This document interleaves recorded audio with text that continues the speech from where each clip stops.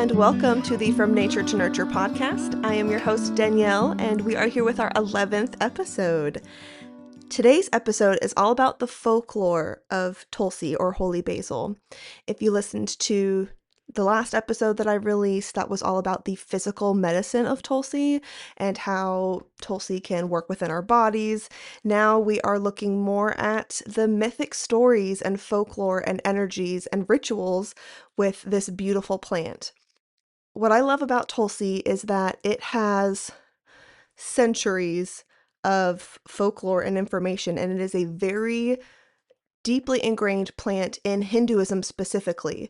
So that is my at the top caveat that I am going to be trying to pronounce some certain words here, and I'm doing my best, but they're probably wrong. So there's that. I am a imperfect being. But I wanted to start this by talking about my personal folklore with this plant. So I have grown Tulsi for many years at this point, and I've grown multiple varieties of Tulsi. But this last year, I was gifted some seeds from my friend Carly. She's also an herbalist. Her business is Pine and Prairie Folk Revival. And I was really excited because they're kind of like her grandbabies in a way. I don't know, maybe I'm a little strange. But I also am really bad at growing things from seeds. So I thought I'd give it a try and see what happened. And they did really well. I have so much Tulsi, and they're so beautiful and fragrant. And I have her seeds specifically growing in this little pot on my deck. So it was right in a space where I go all the time because I'm going in and out, taking the dogs in and out. And so I found myself kind of naturally falling into this rhythm where every morning I would go and love on my Tulsi and give her little praises and smell her and rub on her. And then I would do the same thing in the evenings before I went to bed. And over time, it became this really ingrained ritual where I woke up craving the smell of Tulsi. And in the evenings, I needed the smell of Tulsi to be able to calm back down. Now, when you look at the physical medicine of Tulsi, it is an energizing adaptogen, meaning that it helps your body adapt to stress, so you feel a little calmer, but also Tulsi has an energetic, upward moving kind of energy. So it's this really interesting combination that's kind of rare. And as I was going through these rituals, I needed Tulsi to help lift me up and wake me up in the morning. And I also needed Tulsi to help calm me down at night. And I found that my naturally developing ritual often mirrored the medicinal benefits of this plant. So my Tulsi is still growing as of this recording. I'm trying to figure out when I want to harvest it because it's going to be such a special plant, and trying to save the seeds so I can resow them. But that is kind of my experience with Tulsi in a more folklore kind of way. I do love the taste and the smell and will work with it as a medicine, but I often find myself going over to Tulsi when I'm feeling a little down and I want to be lifted up, kind of feel like I have a hug and like I'm not alone. And Tulsi kind of gives me that feeling of that warm embrace. And so working with her daily has been a really interesting experience.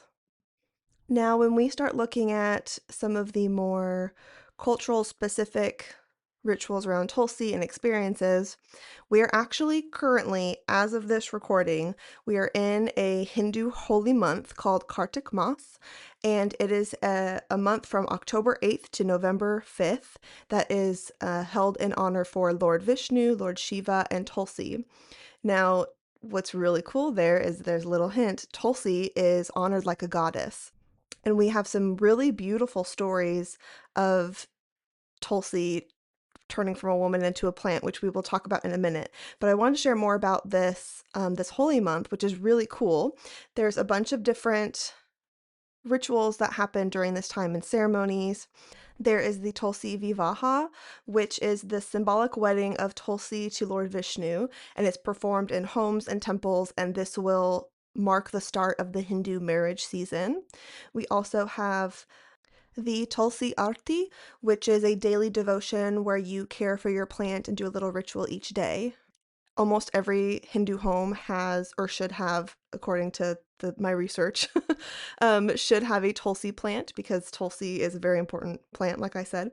But they'll care for their Tulsi plant, sing a specific song, which I am not going to sing for you, but I will link a YouTube video for you all. And give honor to this plant daily during Kartik Mas. So let's look into some specific stories.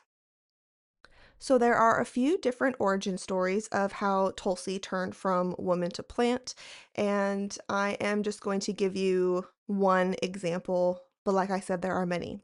So let's start with this one.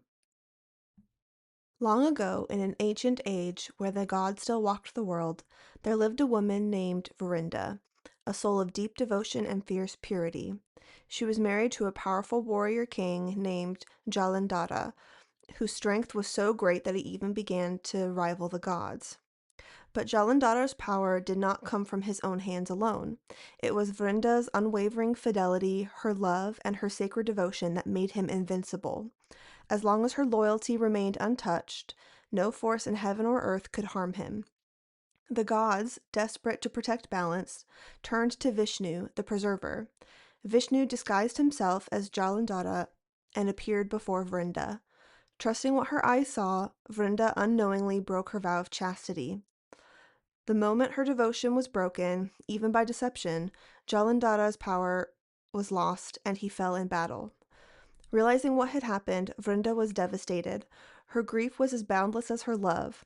In anguish, she cursed Vishnu for the trickery and then walked into the flames to join her husband on his funeral pyre. But the gods, moved by her loyalty, did not let her story end in fire. Instead, Vishnu himself gathered her ashes, and from them brought forth a new plant, green, fragrant, and sacred. You shall not be forgotten, he whispered. From this day on you will live as Tulsi, the holiest of herbs, a protector of home, a purifier of air, a symbol of love that endures beyond lifetimes. No offer given to me shall be complete without you. And so Vrinda became Tulsi, the sacred basil. She is still honored today in ceremonies and courtyards, where her leaves are not just medicine, but memory. Her story is one not of destruction, but of transformation, from woman to flame to plant to goddess. I love that story. It is so beautiful. I love to look at these origin stories of plants and see how like their energetic qualities come through. Like it makes perfect sense why Tulsi would be worked with in marriage ceremonies and as a daily protector for your home, where she is this fierce love energy and just true devotion to her husband, and it's just I just love it. There are other stories where she marries, I think marries Lord Vishnu or becomes his consort, like lots of different things. So we see a lot of them being tied together in many different stories, as we can even see in this one. So yeah, lots of marriage, just like they have that marriage ceremony happening in Kartik Mas. We also see this transformation where she went through this big ordeal and then transformed, like the very ending of from woman to fire to plant to goddess, and a beautiful transformative arc there that we can also work with in times of change, or especially in hard times where you don't really know what's going to happen next, because that cycle that we can see woman fire plant goddess is a wild transformation, and not maybe not the path that you would see that going in. So a wonderful archetype to work with during these intense times of change. Now, I want to read a passage This is from the Padma Purana, which is an ancient Hindu text. And I know I read this in a different podcast in the past, but I think it's just so beautiful. And it really gives you an idea of how ingrained Tulsi is in Hindu society and other ways that we can work with it, different belief systems. So here we go. In whichever house, village, or grove there would be a Tulsi, Vishnu, the Lord of the world, being pleased, would stay there. In that home where there is Tulsi, there is no poverty, no hostile action due to kinsmen or grief or fear, and no disease. Everywhere Tulsi is auspicious, and especially so in a sacred place. Due to it being planted on the earth, it is always in the vicinity of that god Vishnu. When Tulsi is planted, they eternally get Vishnu's position. When Tulsi is devotedly worshipped, Vishnu pacifies portents, fearful diseases, and many ill omens. Wherever the wind goes, taking the fragrance of Tulsi, all 10 quarters are thereby purified. Now, I know there's a bit of strange language in there, but you can see where Tulsi is worked with as a protector of a home, as a healer for any illnesses or bad omens, helping to remove grief and fear and disease, and cleansing the air. That last line is one of my favorites. I'm going to read that again. Wherever the wind goes, after taking the fragrance of Tulsi, all 10 quarters are thereby purified. And you also see a lot of combination in there with Vishnu as well. Like I said, many, many stories of Tulsi and Vishnu. Tulsi is also sometimes considered to be the physical embodiment of Lakshmi. So we have different stories of Tulsi and Lakshmi as well.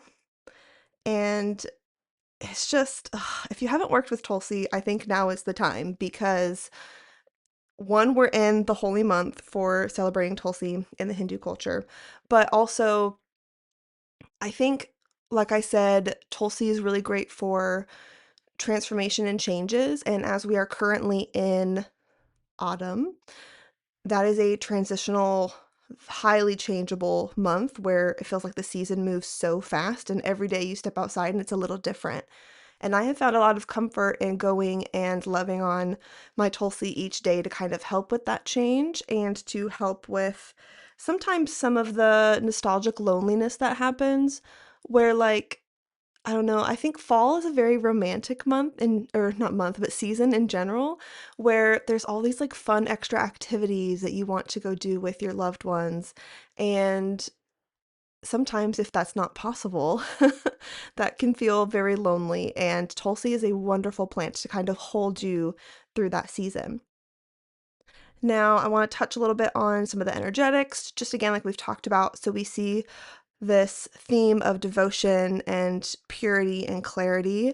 Tulsi is often also planted around temples, but they planted Tulsi around these temples to help clarify your mind so that you can get deeper into your devotion, which I thought was brilliant because often, whenever we take time to slow down, that is when our brains start to pick back up and we start thinking about what we were talking about yesterday and what we need to do in the future. And oh, I hated that conversation. I wish I said that different.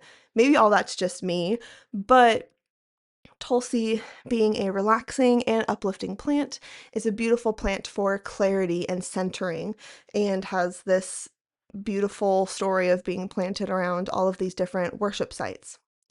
We also have the air and the fire element in working with Tulsi. We have the fire from um, Vrinda being burned, but then we have that air because of the fragrance of Tulsi. And Tulsi is also often burned as an incense to work with as well. Normally, planted in these sacred places, on thresholds of your home to protect it, placed on your altars. And so we also have like this kind of hearth element as well. Now, when we get into how to work with Tulsi and how to incorporate it into your life, you have lots of little options. So I love drinking Tulsi tea. Some people do not enjoy the taste of Tulsi, and I don't understand that, but it can be a little different of a taste. Working with Tulsi tea, I think, is also one of the best ways to learn about its benefits medicinally as well. I love just a simple tea, but having a little tea ritual, whether that is in the morning or in the evening, depending on what kind of energy you want, where you just sit for a moment, focus on the flavors, focus on the aroma, and really dig into that Tulsi energy. It could be a beautiful practice, both for working with the energetics and working with the physical medicine. You could also grow a Tulsi plant. They are very easy to care for. If they're grown in pots, you need to water them a little more often because they dry out quicker than when they're in the ground. But I have Tulsi in the pot on my deck, and I also have Tulsi down in my garden beds, and I rarely had to water them down in the garden. So a really easy plant to care for. If you want to take that one step further, you can kind of go along with some of the historical rituals of planting it right by your front door or in a threshold or in a sacred place. You can also work with making different types of Tulsi things like a smoke bundle or a sacred infusion or a hydrosol. I think a Tulsi hydrosol would be a wonderful way to work with Tulsi. And then we have the daily Tulsi devotion that I spoke about a little bit at the top of this episode, the Tulsi Arti.